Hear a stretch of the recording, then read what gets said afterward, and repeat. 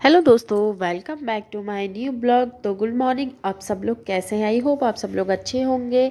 तो आज है सोमवार आज सावन का दूसरा सोमवार है। तो मैं आज आपको बताने वाली हूँ कि सावन सोमवार या पूरा सावन हमें शिव जी की पूजा कैसी करनी चाहिए। अगर इस तरीके से आप पूजा करते हैं तो महादेव आपकी सारी मनोरथ जरूर पूर्ण करेंगे।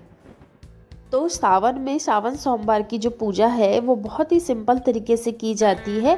जैसा कि हम जानते हैं कि महादेव का हम अभिषेक करते हैं तो उसके लिए चाहिए रहता है हमें घी, दही, शक्कर, दूध, शहद और हमें ये सारी चीज़ें चाहिए होता है। तो ये हम अभिषेक के लिए लेते हैं। और ऋतु फल कोई भी आप ले सकते हैं, फूल, धतूरे और बेलपत्र आपके पास में, और चंदन और अष्टगंधा और चावल, रोली, ये सब हमें चाहिए होगा। और चंदन जो हमारे घर में लकड़ी वाला चंदन होता है वो होगा तो बहुत अच्छी बात है।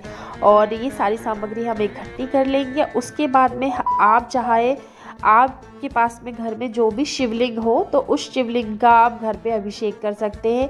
आप अगर चाहे तो पार्थिव शिवलिंग का निर्माण करके अगर आप पूरा सावन पूजा करते हैं, अगर आपके पास ये वीडियो आज ही आया है तो आप पूरा सावन मिट्टी के शिवलिंग बनाकर भी अगर पूजा करेंगे तो सच मानिए भगवान आपकी मनोरथ जरूर पूर्ण करेंगे। मतलब महादेव वैसी भोला भंडारी है, वो हर किसी की मनोकामना पूरी करते हैं। और अगर जो व्यक्ति पार्थिव शिवलिंग का निर्माण करके घर पे मिट्टी से ही शिवलिंग बनाकर उनका अभिषेक करता है, 1 लोटा उनको जल चढ़ाइए, फिर विधि विधान से जितना आपसे बने उतना वैसे अभिषेक करिए और फिर उसका विसर्जन शाम को कर दीजिए। सूरज ढलने के पहले ही उस पार्थिव शिवलिंग का आप विसर्जन कर दीजिए तो आपको उसका पूर्ण रूप से फल मिलेगा। और चलिए हम आ जाते हैं हमारे घर की जो शिवलिंग है उनका अभिषेक करने में। तो सबसे पहले हम 1 लोटा जल से अभिषेक करेंगे। उसके बाद में हम डालेंगे इसमें दूध से अभिषेक करेंगे। दूध, कच्चा दूध लेना है हमें। जैसे ही हम दूध से अभिषेक करेंगे उसके बाद में हमें जल डालना है। कि हम एक एक सामग्री डालते जाएंगे। दूध, दही डालेंगे, उसके बाद में हम पानी से फिर हमारी जो शिवलिंग है उनको फिर से शुद्ध करेंगे। तो आप जल चढ़ाते जाइए। फिर उसके बाद में हम डालेंगे इसमें दही। तो दही डालेंगे और मन में हम ओम नमः शिवाय का उच्चारण कर सकते हैं या श्री शिवाय नमस्तुभ्यम, श्री शिवाय नमस्तुभ्यम ऐसा बोलते जाइए और अभिषेक करते जाइए। और फिर हमने जैसे ही दही चढ़ाया है उसके बाद में हम फिर से पानी डालेंगे। फिर हम घी लेंगे, घी को हल्का सा पिघाल लेंगे और फिर घी से अभिषेक करेंगे और हम मंत्र उच्चारण मन में करते जाएंगे। तो आप किसी भी मंत्र का उच्चारण कर सकते हैं, चाहे तो आप श्री शिवाय नमस्तुभ्यम बोलिए या ओम नमः शिवाय। और फिर एक एक सामग्री से आप लेकर अभिषेक करते जाइए। हम जितनी बार भी सामग्री चढ़ाएंगे, दूध, दही, घी, उसके बाद हमें जल से अभिषेक जरूर करना है और मंत्र का उच्चारण करते रहना है। तो ये हम सोमवार को घर पे ही अभिषेक कर सकते हैं। हमारे जो महादेव है उनकी पूजा बिल्कुल सिंपल होती है। तो इसमें आप किसी भी प्रकार का संकोच नहीं करते हुए घर पे ही अभिषेक कर सकते हैं। अगर आपने व्रत रखा है, आप मंदिर नहीं जा सकते तो आप घर पे ही अभिषेक करके महादेव की पूजा करके अच्छे से उसका फल भी पा सकते हैं। और महादेव आपकी सभी मनोरथ जरूर पूर्ण करेंगे। और अभिषेक हम कर देंगे, उसके बाद में हम जल से फिर से शुद्ध करके और शिवलिंग को एक साफ कपड़े से पोंछेंगे और उसमें हम इत्र लगाएंगे। और इत्र लगाने के बाद में हम इसमें चंदन, फूल, जनेऊ, ये सब सामग्री हम इस पे चढ़ाएंगे और महादेव जी की फिर आरती पूजा करेंगे। तो यहाँ पर ये है हमारे पास में चंदन। तो चंदन को एक पत्थर में हम घिसेंगे और उसके बाद में उसका एक घोल तैयार करेंगे और फिर महादेव जी को शिवलिंग पर लगाएंगे। और उसके बाद में हम इसमें जनेऊ चढ़ाएंगे और चंदन के बाद में हम इसमें हमारे पास में भस्म रखी है, भस्म लगाएंगे और ये अष्टगंधा है, अष्टगंधा लगाएंगे। इसी प्रकार से हम महादेव जी का श्रृंगार करेंगे और महादेव जी को अच्छी तरीके से सजा देंगे। आप अपने महादेव को जिस भी प्रकार से सजाना चाहते हैं वैसे सजाइए और चंदन अक्षत के साथ हम महादेव जी की पूजा करेंगे। उसके बाद में है हम इसमें बेलपत्र चढ़ाना।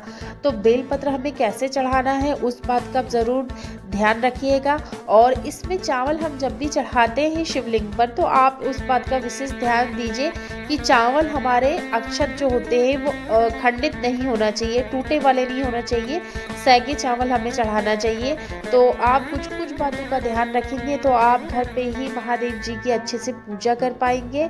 और आपको मंदिर जाने का समय नहीं मिल रहा है तो आप घर पे भी अभिषेक करके पूर्ण फल प्राप्त कर सकते हैं। तो महादेव जी को सबसे ज़्यादा प्रिय है बेलपत्र, और बेलपत्र में अगर राम लिखा हो तो वो बेलपत्र का और ज़्यादा हमें फल मिलता है, क्योंकि महादेव जी को श्री राम जी अति प्रिय है, वो उनका स्मरण करते रहते हैं।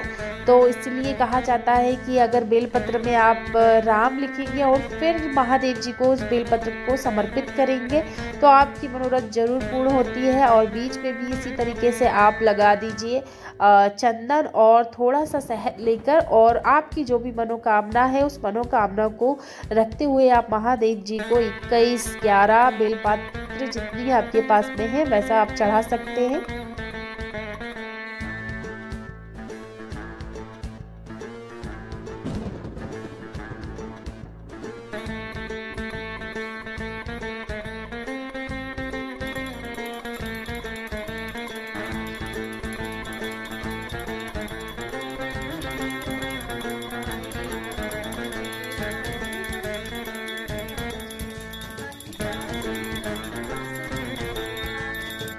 सावन में आप किसी भी सोमवार से या आप किसी भी दिन से जब भी आपने सोचा है तो आप आपके घर के गमले में रखी हुई पूज्य गुरु प्रदीप मिश्रा जी ने बताया है कि अगर आप आपके घर में रखे किसी भी गमले में एक शिवलिंग की सिर्फ लिंग, जलाधारी नहीं बनाना, हमें सिर्फ शिवलिंग का निर्माण करके उसकी हमें पूजा करना है पूरे सावन। तो आप जो भी मनोरथ से आप इस शिवलिंग का निर्माण करके पूजा करते हैं तो महादेव आपकी मनोकामना को ज़रूर पूरी करते हैं, चाहे नौकरी हो चाहे संतान प्राप्ति के लिए हो।